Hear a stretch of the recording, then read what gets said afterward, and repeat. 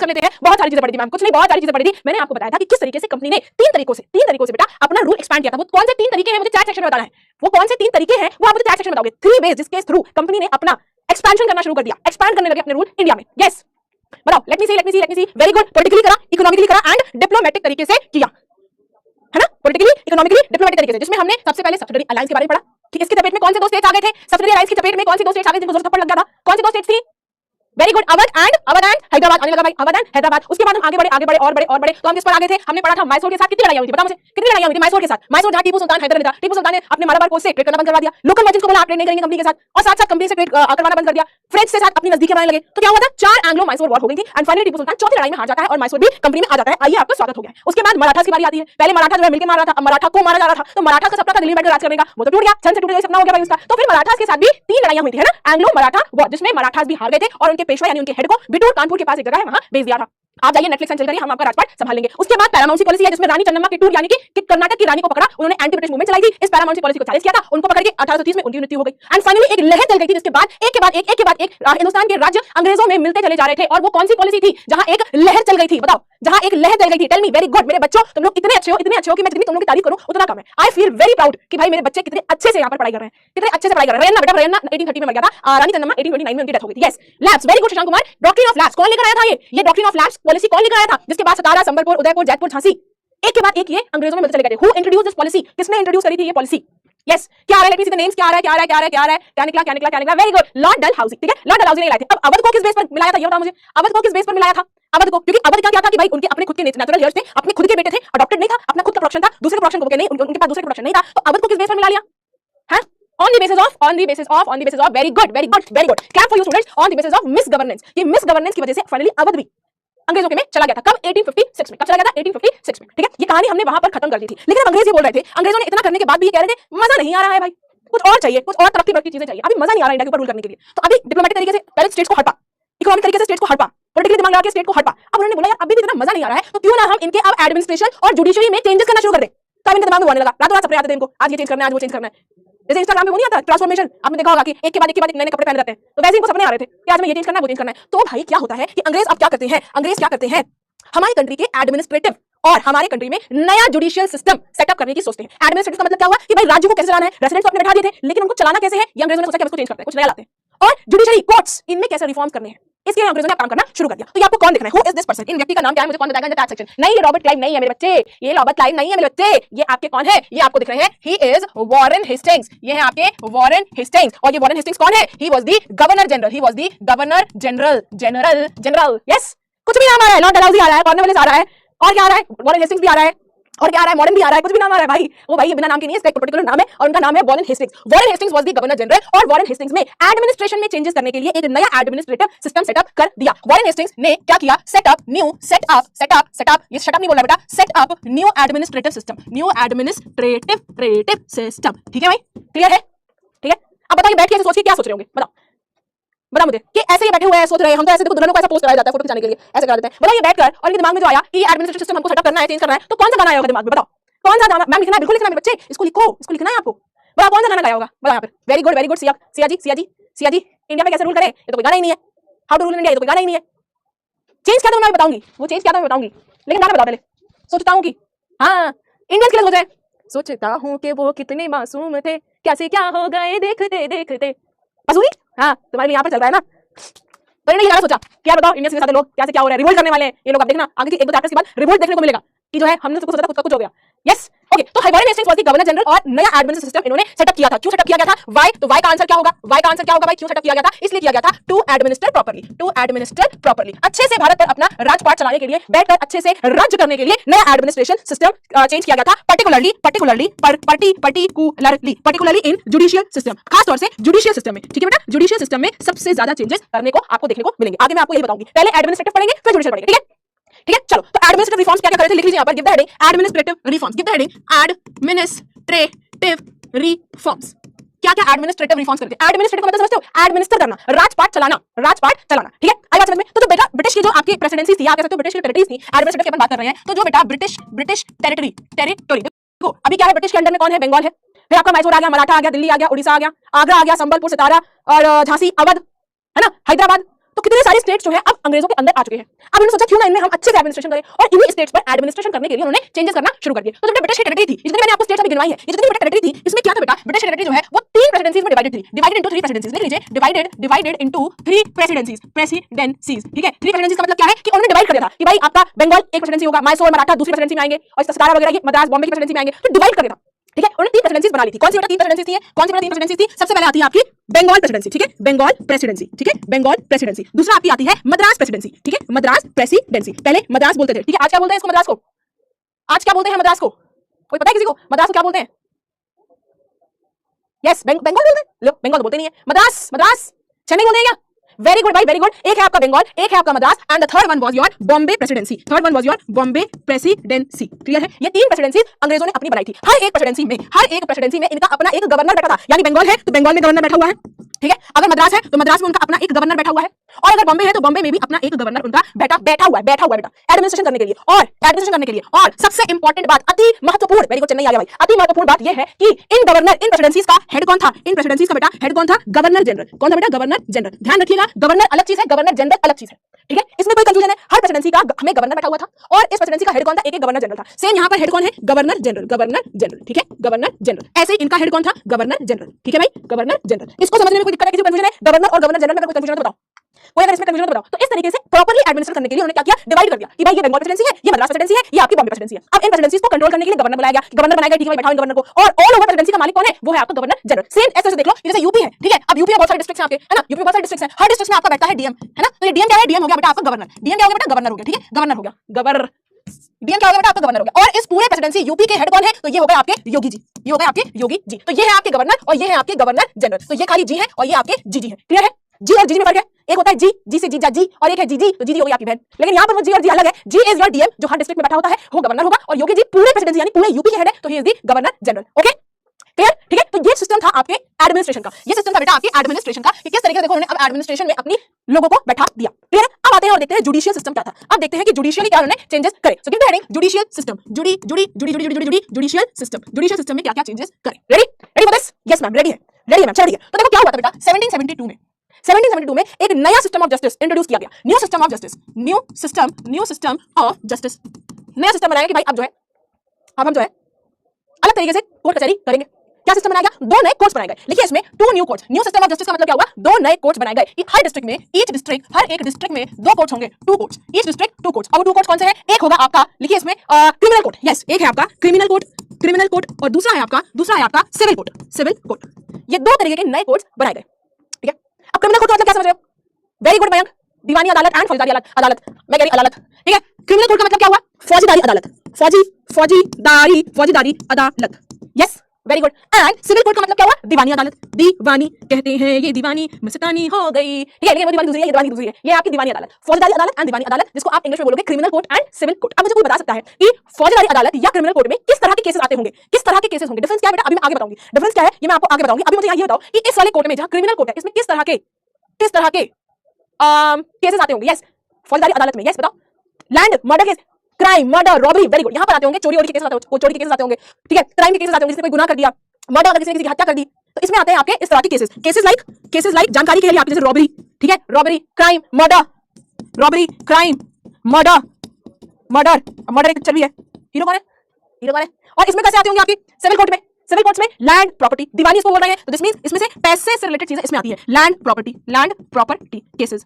Clear है? इस तरह की चीजें इनमें आती थी। अगर तो किसी ने चोरी कर दी है, किसी ने किसी को मार डाला है, पति ने पत्नी को मार दिया, पत्नी ने पति का गला घोट दिया, आजकल बड़ा कॉमन है, तो क्या होता है कि ये इस तरह के क्रिमिनल कोर्ट में जाएगा केस। लेकिन अगर किसी के अब्बा ने अपने बेटे को जमीन नहीं दिया, भाई में आपस में जमीन हड़प ली, तो इस तरह के केसेस जाएंगे आपके दीवानी अदालत, सिविल कोर्ट में, ठीक है। अब दोनों में डिफरेंस क्या है, दोनों काम कैसे करते हैं, दोनों के हेड कौन है, ये मैं आपको अगली वाली स्लाइड में बताऊंगी। तो गिव द हेडिंग, यहां पर लिखो सिविल नहीं, यहां पर लिखो आप क्रिमिनल कोर्ट, ठीक है, और यहां पर लिखो सिविल कोर्ट, ठीक है। समझे? छोड़ो, मैंने बताओगे, समझ गए? समझे कि नहीं समझे? ओके, आज बेटा एग्जाम का क्लास ही कर, मेरा एग्जाम का बहुत बढ़िया भाई। तुम्हें कैसा रहा तुम्हारा एग्जाम? पुलवा भी आएगा, झुलवा भी आएगा, सब कुछ आएगा, डोंट वरी। यहाँ पर मेरे साथ बस दोनों के बीच का डिफरेंस देखो। चलो, क्रिमिनल कोर्ट को मैंने क्या बताया और क्या कहते हैं? इनको कहते हैं फौजदारी अदालत, ठीक है, फौजदारी अदालत। इनको क्या बोलते हैं? इनको बोलते हैं दीवानी अदालत, ठीक है। ये हो गया पॉइंट नंबर 1। पॉइंट नंबर 2 कहता है कि क्रिमिनल कोर्ट्स में या क्रिमिनल कोर्ट्स किसके अंडर है? क्रिमिनल कोर्ट्स आपके काजी और मुफ्ती के अंडर है। वर्क्स अंडर काजी एंड मुफ्ती, ठीक है, लेकिन फाइनल डिसीजन किसका होता है, लेकिन फाइनल डिसीजन किसका होता है, फाइनल सुपरविजन यानी फाइनल सुपरविजन या फाइनल डिसीजन किसका होता है, डिस्ट्रिक्ट कलेक्टर का। किसका बेटा, डिस्ट्रिक्ट कलेक्टर का, डिस्ट्रिक्ट कलेक्टर का। अब डिस्ट्रिक्ट कलेक्टर क्या है, आज जैसे आप डीएम कहते हो, उस टाइम पर इनका नाम रख दिया गया था डिस्ट्रिक्ट कलेक्टर। देखो नाम से पता चल रहा है डिस्ट्रिक्ट कलेक्टर इनका काम है ये, ठीक है। इनके बारे में स्पेसिफिकली आगे मैं बताऊंगी आपको, फिलहाल यही पढ़ो, ठीक है। तो ये काजी और मुफ्ती के अंडर ये कोर्ट चलता था, लेकिन फाइनल डिसीजन या फाइनल फैसला डिस्ट्रिक्ट कलेक्टर ही देता था। क्लियर है, ये हो गया आपका क्रिमिनल का। अब आप जरा बात कर लेते हैं आपके सिविल अदालत की यानी दीवानी अदालत की। तो ये इसमें कोई भी बीच का व्यक्ति नहीं था, इसमें कोई भी बीच का व्यक्ति नहीं था। इसमें जितने भी आपके मौलवी और पंडित थे, मौलवी एंड पंडित्स, इसमें इस अदालत में बेटा जितने भी मौलवी एंड पंडित थे, इनका काम क्या था, इंटरप्रेट लॉज। इनका काम था कि जो हेड ऑफ कोर्ट है, हेड ऑफ कोर्ट कौन है बेटा, डिस्ट्रिक्ट कलेक्टर। यहाँ सीधे head of court district collector है, डिस्ट्रिक्ट कलेक्टर, ठीक है। तो इनका काम ये था मौलवी एंड पंडित का कि जो हेड है कोर्ट का यानी डिस्ट्रिक्ट कलेक्टर, और डिस्ट्रिक्ट कलेक्टर आपका कोई इंडियन नहीं होता था, ये कोई इंडियन नहीं होता, ये होते थे आपके यूरोपियन, ये होते थे बेटा आपके यूरोपियन। अंग्रेज बैठे थे यहाँ पर, चाहे इस कोर्ट की बात कर लो, चाहे इस कोर्ट की बात कर लो, ये होते थे आपके यूरोपियन, ठीक है। अब हम लोग क्या बोलते हैं, कौन सी भाषा बोलते हैं, हम बोलते हैं हिंदी, हम बोलते हैं ठेठ हिंदी, है ना, और अंग्रेज ठेठ अंग्रेजी। तो हमें ना उनकी भाषा समझ में आए, उन्हें ना हमारी भाषा समझ में आए। तो अब कोर्ट में कैसे काम चलेगा भाई, क्योंकि हम दोनों को एक दूसरे की भाषा तो आती नहीं है। तो हमको चाहिए थे बीच में मीडिएटर्स, और ये मीडिएटर का काम किसका था, मौलवी एंड पंडित का काम था। ये मौलवी एंड पंडित का काम था कि वो लॉ को समझ के इन डिस्ट्रिक्ट कलेक्टर्स को समझाएं, और फिर ये डिस्ट्रिक्ट कलेक्टर्स अपनी समझ से फैसला देते थे। समझ में आया कि मैम एक आपके मन में सवाल आया होगा, why this maulvi and pandit, why this qazi and muftis, क्यों ये काजी एंड मुफ्ती मौलवी एंड पंडित क्यों, क्या जरूरत है भाई, आज के टाइम में ऐसा होता नहीं है। तो इसलिए बेटा क्योंकि उस वक्त हमें उनकी लैंग्वेज तो आती नहीं थी, और ना उन्हें हमारी हिंदी समझ में आए। लगान मूवी देखिए ना, क्या है उसमें बीच में मीडिएटर आता है जब उन्हें कोई बात कहनी होती है। तो ये मीडिएटर, ये बीच के व्यक्ति का काम क्या है कि वो लॉज को समझकर समझाएं डिस्ट्रिक्ट कलेक्टर्स को, और डिस्ट्रिक्ट कलेक्टर्स आपके यूरोपियंस हुआ करते थे, ठीक है। इनके पास फाइनल अथॉरिटी थी, he was the head of the court decision लेने की। समझ गए, ठीक है, समझ गए। लेकिन इसमें भी प्रॉब्लम था, अलग अलग लोग बैठे हुए हैं, लेकिन इसमें भी प्रॉब्लम था। प्रॉब्लम थी हिंदू एंड मुस्लिम लॉज को लेकर, ठीक है। There was a problem between Hindu and Muslim laws, लिखिए यहां पर, but there was problem between Hindu and Muslim laws. अब क्या प्रॉब्लम है भाई, कोई मुझे बता सकता है, सोच भी सकते हैं तुम लोग, क्या प्रॉब्लम रही होगी। देखो मैं आपको बताती हूँ, प्रॉब्लम ये होगी कि मौलवी एंड पंडित, अब देखो लॉ है, मुस्लिम लॉ अलग थे उस टाइम पे, हिंदू लॉ अलग थे उस टाइम पे, ठीक है। मुस्लिम लॉज अलग थे, हिंदू लॉज अलग थे। अब विद इन द कम्युनिटी यानी हिंदूज में ही अलग अलग लोग हैं, कोई पंडित है, कोई आपके कायस्थ है, कोई ब्राह्मण है ना, यस, ठीक है। तो विद इन द कम्युनिटी अलग अलग है। मुस्लिम की बात करें तो मुस्लिम में कोई शिया होते हैं, कोई सुन्नी होते हैं, कोई वहाबी होते हैं, कोई 24 नंबरी होते हैं, अलग अलग होता है। मुस्लिम में भी आपके कायस्थ होते हैं, पठान होते हैं, झूमे जो पठान में, ठीक है, वो नहीं है, दूसरा पठान है। तो within the community problem थी। पंडित बोल रहे थे नहीं इस लॉ का मतलब ऐसा होता है, लेकिन कायस्थ बोल रहे थे नहीं इस लॉ का मतलब ये होता है, आप गलत बता रहे हैं। तो within the community problem थी, within the community Hindu laws को लेकर प्रॉब्लम थी, और within the community Muslim laws लेकर को भी प्रॉब्लम थी। अब इस प्रॉब्लम का सॉल्यूशन तो कुछ लाना ही था, है ना। तो what was that, there was problem between Hindu and Muslim laws. Problem क्या थी, प्रॉब्लम ये थी कि हर कम्युनिटी लॉ को अपने हिसाब से समझ रही थी, हर कम्युनिटी अपने हिसाब से लॉ को समझ रही थी।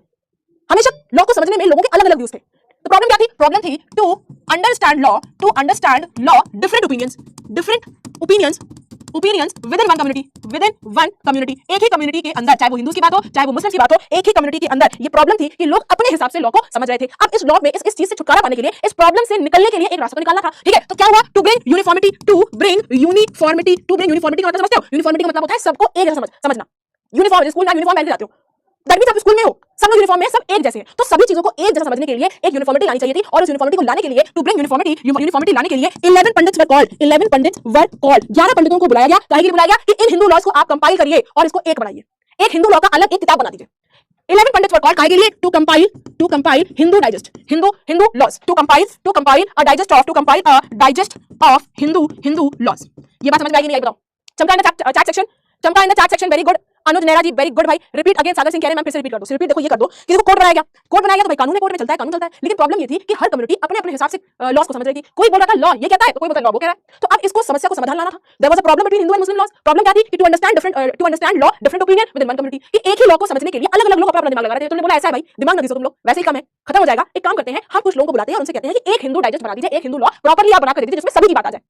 तो इसीलिए फिर एक 1775 में, यहाँ लिख लो 1775 में 11 पंडित को बुलाया गया, उनको बोला गया कि आप एक किताब बना दीजिए, किताब दे दीजिए, कंपाइल कर दीजिए, जो लोगों के अलग अलग व्यूज हैं इन सबको कंपाइल करके एक हिंदू डाइजेस्ट बना दीजिए, ठीक है। आई बात समझ में। इसी हिंदू डाइजेस्ट को इंग्लिश में ट्रांसफर करा गया, ट्रांसफर इन इंग्लिश लैंग्वेज। क्योंकि मैं क्यों इंग्लिश लैंग्वेज में इसलिए क्योंकि अंग्रेजों को हिंदी तो आती नहीं थी, इन इंग्लिश लैंग्वेज। और इसको किसने इसको किया था, एनबी चैट सेक्शन बताओ भाई, चैट सेक्शन बताओ। And who was for Muslim नैतिक, अभी आगे बता रहे, डोंट वरी, नैतिक आगे बता रहे, ठीक है। एनबी हेलहेड, इन व्यक्ति ने इस हिंदू डाइजेस्ट को अंग्रेजी में ट्रांसफर कर दिया गया था, सो दैट यूरोपियंस को भी समझ में आने लग जाए। बोला हमें किस्सा नहीं है पंडित और मौलवी वाला, हमें खुद ही समझ के बताना है, ठीक है। तो क्या किया गया, इसी हिंदू डाइजेस्ट को transfer in English language N B Halhed ने किया था, और ये सेम चीज बेटा मुस्लिम्स के साथ भी करी गई थी। ठीक है, मुस्लिम लॉज में यूनिफॉर्मिटी लाने के लिए to bring uniformity in Muslim laws तो भाई क्या किया गया, एक इस तरीके से 1778 में, इस तरीके से बेटा 1778 में क्या बोला गया, compiled a digest of Muslim laws. ठीक है, मुस्लिम लॉज। तो जैसे हिंदूज का एक बना दिया गया था, वैसे मुस्लिम्स का भी एक बना दिया गया था। और ऐसा क्यों किया गया था, बिकॉज कि यूरोपियन जजेस उसको यूज कर सके। व्हाई सो दैट यूरोपियन जजेस could use it. Is it clear in the chat section? बताओ, is it clear in the chat section? बताओ। yes, झूमे जो पठान मेरी जान महफिल ही रुक जाए। Very good. कृतिका रानी भरो पानी मुझे को हैप्पी बर्थडे विश कर रही है, लेकिन मुझे तो बताते हुए बड़ी खुशी नहीं हो रही है कि मेरा जन्मदिन नहीं है। बच्चे, मेरा बच्चे आज मेरा जन्मदिन नहीं है। यस, #CC होना चाहिए इन द चैट सेक्शन, #CC। क्या मतलब हुआ, क्रिस्टल क्लियर, #CC। यस, चलो, ये कोर्स का सिस्टम समझ में आ गया, वेरी गुड। कोर्स समझ में आ गया। तो दो कोर्स बनाए गए, सिर्फ इतने पे, लेकिन अंग्रेज रुकते नहीं है। मैंने बोला ना, उनको हर चीज में नयापन चाहिए। वो ये अंग्रेज बोलते ही थे, जब आप आगे मतलब पढ़ोगे, और पहले चैप्टर में मैंने आपको पढ़ाया भी है कि जेम्स मिल का कहना ये था कि अगर ब्रिटिशर्स इंडिया में नहीं आते तो इंडिया कभी सिविलाइज हो ही नहीं पाता, कभी सिविलाइज नहीं हो पाता। ये उनको कहना था, ऐसा उनको कहना था, है ना। तो अंग्रेज हर बार कुछ नया करना चाह रहे थे, तो सिर्फ अपने पे रुके नहीं, बल्कि 1773 में क्या हुआ, लिखो यहाँ पर 1773 में, लिखो इसमें 1773 में new system of court, new कैसे लिखो, न्यू कोर्ट एस्टैब्लिश्ड, STESTB का मतलब समझते हो, एस्टैब्लिश्ड। ठीक है, देखो क्या हुआ था, 1773 में एक नया कोर्ट एस्टैब्लिश कर दिया गया था। ठीक है, नया कोर्ट एस्टैब्लिश किया गया था, और इसमें कितने कोर्ट्स थे, दो कोर्ट्स इसमें भी थे, टू न्यू कोर्ट्स 1773 में फिर दो नए कोर्ट्स बनाए गए थे। और वो नए कोर्ट्स कौन से थे, एक तो आपका अपना सबका अब्बा, सारे कोर्ट्स के बाप, सॉरी हर बाप का एक बाप होता है, उसे मदद कहते हैं, जैसे हर कोर्ट का एक कोर्ट होता है, जैसे हम सुप्रीम कोर्ट कहते हैं। तो दो कोर्ट बनाए गए थे, एक तो था आपका बेटा सुप्रीम कोर्ट नाम से है, सुप्रीम कोर्ट यानी कि सबसे ऊपर, और दूसरा था आपका, दूसरा क्या था, मुझे बच्चे यहाँ पर लिख के दे रहे हैं, मुझे बच्चे, वेरी गुड, सरदार निजाम अदालत, वेरी गुड, सरदार निजाम अदालत। ये दो तरीके के कोर्ट्स बनाए गए थे। ठीक है भाई, और ये दोनों कहां बनाए गए थे, हु विल टेल मी, ये मुझे कौन बताएगा भाई, ये मुझे कौन बताएगा, दोनों कोर्ट्स कहां बनाए गए थे, supreme court and Sardar Nizam Adalat.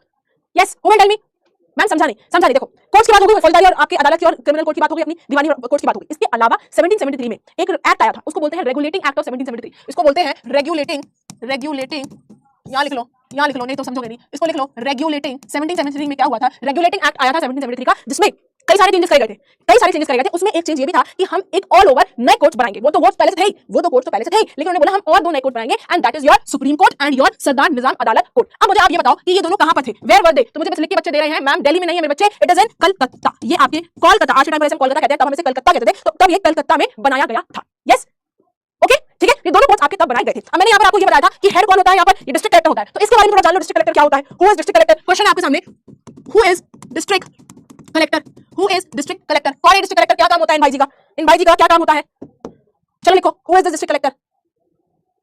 Yes, Calcutta में था बेटा। ठीक है, अब देखो डिस्ट्रिक्ट कलेक्टर क्या है, देखो नाम से है कि ये किसी डिस्ट्रिक्ट पे बैठे हैं, डिस्ट्रिक्ट लेवल के ये हेड हैं, डिस्ट्रिक्ट लेवल के ये हेड होते थे। जैसे कि मैंने आपको बताया, डीएम आपके यूपी के एक राज्य में he is the governor type. ठीक है, वेरी गुड भाई, क्या बात है, जिज्ञासा भाई आपने बहुत ही सही तरीके से आंसर दिया है।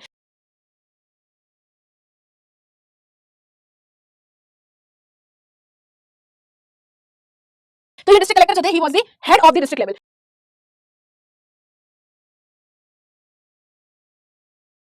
इनका काम क्या था, मेन वर्क इनका काम क्या था, सिंपल सा एक काम था कि आपको क्या करना है, रेवेन्यू और टैक्स को इकट्ठा करना है। वेरी गुड, क्या काम है, to collect revenue plus tax. इनका काम था रेवेन्यू कलेक्ट करना, लोगों से टैक्स कलेक्ट करना। देखो नाम से है डिस्ट्रिक्ट कलेक्टर, डिस्ट्रिक्ट का कलेक्टर है वो, कलेक्टर मतलब क्या होता है, चीजें कलेक्ट करना, है ना। तो इनका नाम ही है देखो डिस्ट्रिक्ट कलेक्टर, उनका काम क्या है, रेवेन्यू और टैक्स को कलेक्ट करना, प्लस लॉ एंड ऑर्डर वहां पर बनाए रखना, किसकी मदद से, with the help of army and police. ठीक है, to collect revenue and tax plus maintain law and order, maintain law and order with help of किसके साथ भाई, आर्मी प्लस पुलिस। और पुलिस में भी कौन, दरोगाज। कितने बच्चे यहाँ पर, जिनके पापा दरोगा है, कितने बच्चे हैं यहाँ पर जिनके पापा दरोगा है, बताइए। हाँ जी, maintain law and order, very good, maintain law and order, पैसा कलेक्ट करें। हाँ, डिस्ट्रिक्ट कलेक्टर नाम ही यही होता है, इसका एग्जाम भले ही बहुत बड़ा होता है। डीएम को बोलते हैं कि भाई he is the district magistrate, वो डिस्ट्रिक्ट को चला रहा है, कैसे चला रहा है, रेवेन्यू चला रहा है, अपने जैसे लगाएगा नहीं, दूसरे जैसे लेते ही है बल्कि, है ना। Only army with help of army, police, जजेस ऑल्सो इसमें ऐड कर लो, बल्कि आर्मी की जगह लिख लो जजेस, आर्मी की जगह लिख लो बेटा जजेस एंड पुलिस। दरोगा नहीं है, बहुत सारे बच्चों के लिए, मेरी बुआ है मैम, रिटायर हो गए। अच्छा, बहुत सारे बच्चों के यहाँ पे टीचर होंगे, कोई यूपीएससी में होगा, कोई सिविल सर्वेंट होंगे, कोई प्राइवेट जॉब कर रहे होंगे, है ना, कोई आईएएस ऑफिसर होंगे, सब इंस्पेक्टर हैं, डॉक्टर्स हैं, टीचर्स हैं, जजेस हैं। वेरी गुड,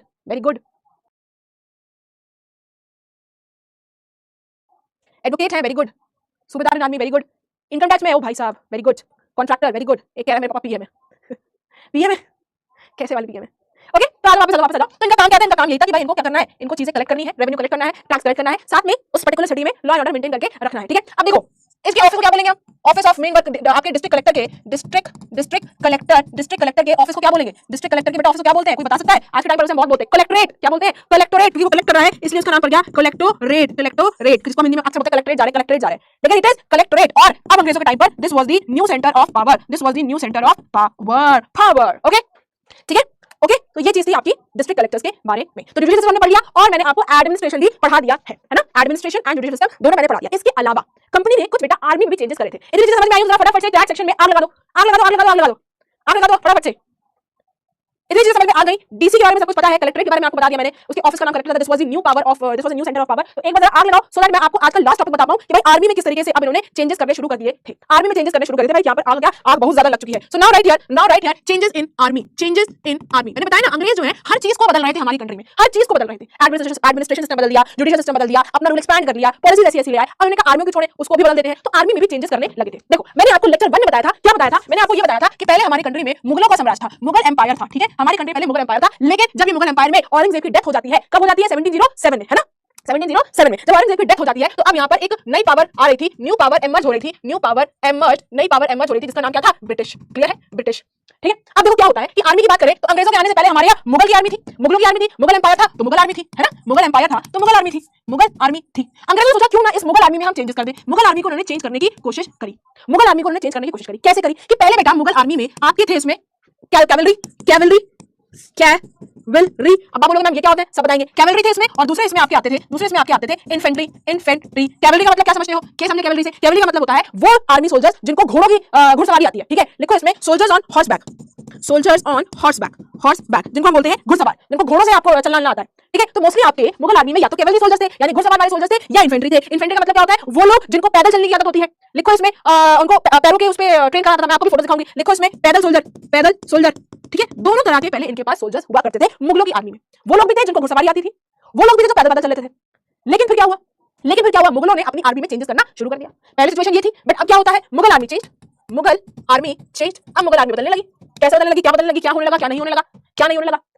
अरे नहीं भाई, अकल से पैदल नहीं थे भाई, ऐसा नहीं बोलो। लेकिन अब मुगलों की आर्मी चेंज होने लगी। अब उन्होंने क्या किया? सोल्जर्स कहां से पकड़ के ले आए? सोल्जर्स लेकर आए वो अवध से सोल्जर्स लेकर आए, प्लस बनारस से सोल्जर्स लेकर आए और इनको ट्रेन करना शुरू कर दिया। Started training them. ठीक है, अब उन्होंने बोला, मुगल्स ने बोला कि भाई हमको और सोल्जर्स की जरूरत है अंग्रेजों से लड़ने के लिए। तो मुगल स्टेट्स जैसे कि जो आपके अवध और बनारस थे, इन लोगों ने क्या किया? पीजेंट्स को पकड़ के लाने लगे। बस सोल्जर्स किस तरह के थे? पीजेंट्स वाले। सोल्जर्स किस तरह के थे? पीजेंट्स को बेटा पकड़ के लाने लगे और उनको ट्रेन करना शुरू कर दिया। क्लियर है? उनको ट्रेन करना शुरू कर दिया। अब देखो मैं आपको दिखाती हूं कि भाई पहले कैवलरी देखो, कैवलरी क्या होता है? ये होता है कैवलरी, घुड़सवार जिसको हम बोलते हैं, घुड़सवार है ना, घुड़सवार जिसको बोलते हैं, उसको बोलते हैं कैवलरी। ठीक है, उनको बोलते हैं कैवलरी। क्लियर? देखो अच्छा, देखो कैसे देखो घोड़े के ऊपर बैठ के लड़ाई लड़ रहा है। आपने बच्चा देखे ना बाजीराव मस्तानी और पद्मावत, क्या है वहां? घोड़े पर बैठ कर लड़ाई करी जा रही है ना? घोड़े पर बैठ कर लड़ाई हो रही है। तो ये है आपकी कैवलरी, इनको हम बोलते हैं बेटा कैवलरी। लिख लो यहां पर सो दैट आपको क्लियर हो जाए। ये है आपके कैवलरी। और ये जो मैं अगला दिखाने जा रही हूं, ये आपके क्या कहलाते हैं? ये कहलाते हैं इन्फेंट्री। देखो इसमें देखो ये लोग पैदल चल रहे हैं, पैदल लड़ाई लड़ रहे हैं। देखो इनके पास घोड़ा है क्या? घोड़ा है क्या इनके पास? नहीं, इनके पास घोड़ा। इनके पास क्या हथियार है? खाली हाथ में जा रहे लड़ते हुए, बीच में कोई मार देगा, मर जाएंगे, नहीं मर तो जाएंगे। अगली क्लास में आ जाएगा। What are peasants?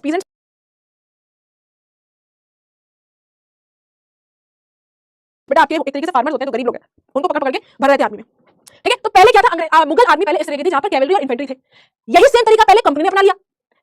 Company follow the pattern of Awadh and Banaras. Company ने भी अवध और बनारस का जो पैटर्न है, पीजेंट्स को पकड़ के रिक्रूट करना, इन्होंने करना शुरू कर दिया। लिखो अगली लाइन में, लिखिए क्या लिखेंगे? Company also followed pattern of Awadh and Banaras. Starting में कंपनी ने भी अवध और बनारस तरह अपनी आर्मी रखी। कैवलरी और इन्फेंट्री थे इनमें भी। कंपनी ने अपनी आर्मी में भी कैवलरी और इन्फेंट्री को भर रखा था। लेकिन कहानी में ट्विस्ट कहां से आ गया? कहानी में ट्विस्ट आता है कि मैंने आपको बताया था कि when company was fighting with किसके साथ? अफगानिस्तान के साथ। अब याद है मैंने बताया था पिछले लेक्चर में अफगानिस्तान लड़ाई करी थी, जब कंपनी अफगानिस्तान से लड़ाई लड़ रही थी, जब कंपनी आपकी लिखो इसमें बर्मा से लड़ाई लड़ रही थी, जब कंपनी आपकी ईजीवाईपीटी से लड़ाई कर रही थी, तब कंपनी ने क्या देखा? कंपनी की आंखें तो खुली रह गई। क्यों? क्योंकि कंपनी ने ये देखा कि इन कंट्रीज के पास कैसे सोल्जर्स हैं? इनके पास ज्यादातर इन्फेंट्री सोल्जर्स हैं। More of infantry soldiers. ठीक है, उन्होंने देखा कि भाई इनके पास तो मोस्टली इन्फेंट्री सोल्जर्स हैं और हमारे पास क्या है? हमारे पास ज्यादातर कैवलरी सोल्जर्स हैं। तो कंपनी ने क्या किया? Reduce cavalry soldiers recruitment. Company ने बोला कि हम भी अब नहीं करेंगे। क्यों नहीं करेंगे, क्यों नहीं करेंगे? अरे लो भाई GYPT अब सही कर लो भाई।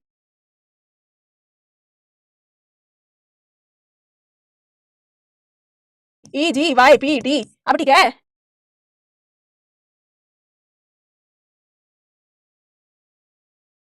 ठीक है, तो इन्होंने बोला कि भाई हम क्या करेंगे, हम अब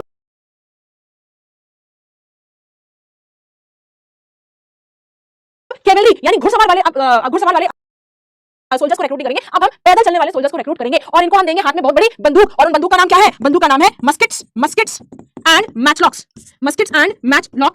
गन। इस तरह की बंदूकें हम इनको देंगे। आई बात समझ में कि नहीं? आई बात समझ में कि नहीं? इनको ट्रेन करेंगे,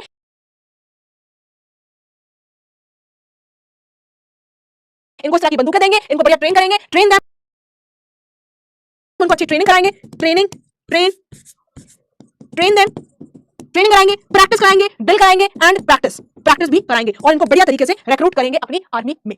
क्लियर है? अब देखो मैं आपको दिखाती हूँ मस्केट्स एंड मैचलॉक्स कैसे होते हैं। देखो ये तो है आपका मस्केट, क्या दिख रहा है ये बेटा? ये है आपका मस्केट, ठीक है, ये है आपका मस्केट, और ये है आपका बेटा मैचलॉक। मैचलॉक के देखो नाम से पता चल रहा है मैचलॉक, दैट मींस इसमें ऐसे ऐसे लोड करनी पड़ती है, लॉक करना पड़ता है। आपने अक्सर देखा होगा टीवी में दिखाते हैं, ऐसे लॉक करनी पड़ती है गन को, है ना, खट खट करके आवाज आती है। तो ये है आपकी मस्केट और ये है आपके मैचलॉक। उन्होंने बोला कि भाई ऐसा है, हम जो है अब जो है कैवेलरी नहीं रिक्रूट करेंगे, हम अब इन्फेंट्री रिक्रूट करेंगे। क्यों? क्योंकि विदेशों में अंग्रेजों ने देखा, क्या देखा कि भाई इजिप्ट हुआ, चाहे म्यांमार हुआ, चाहे आपका बर्मा हुआ, चाहे आपका इजिप्ट हुआ, चाहे आपका अफगानिस्तान हुआ, ये लोग इस तरह के इन्फेंट्री सोल्जर्स के लड़ाई लड़ रहे हैं, नॉट कैवेलरी सोल्जर्स। तो अंग्रेजों ने बोला हम भी ऐसे ही करेंगे। ठीक है, ठीक है, तो ये चेंजेस होने लगे थे आर्मी में भी। एंड लास्ट में एक बहुत बड़ा चेंज आता है, and that is steam technology. Last में बेटा एक बहुत बड़ा चेंज आता है, and that is steam technology. क्या है ये स्टीम टेक्नोलॉजी? कि पहले क्या था बेटा? पहले क्या था कि ब्रिटिश को अगर हमारे कंट्री में आना है तो उसको 6 से 8 महीने लगते थे। पहले क्या था? 6 to 8 months to come India. भारत में आने में उसको 6 से 8 महीने, यानी कि सोचो साल भर, वो 1 साल उसको लग रहा है समंदर में बिता के आ रहा है, वो 6 से 8 महीने लग रहा है उसको सिर्फ आने के लिए। लेकिन जब स्टीम टेक्नोलॉजी आ गई तो 3 से 4 हफ्तों में कैन कम टू इंडिया। अब वो 3 से 4 हफ्तों में हमारी कंट्री में आने जाने लगे थे, और ये एक बहुत बड़ा रीजन था,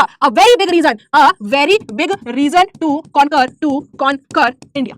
भाई पहले इतना टाइम लगता तो आदमी सोचता जाए कि ना जाए, बहुत टाइम लग रहा है, इतना कौन चलेगा, कोई दिक्कत नहीं है। लेकिन स्टीम टेक्नोलॉजी आ गई तो अब उसे वो 3 से 4 हफ्तों में यानी 1 महीने के अंदर अब ये आने लगे थे, और ये एक बहुत बड़ा रीजन था जिसकी वजह से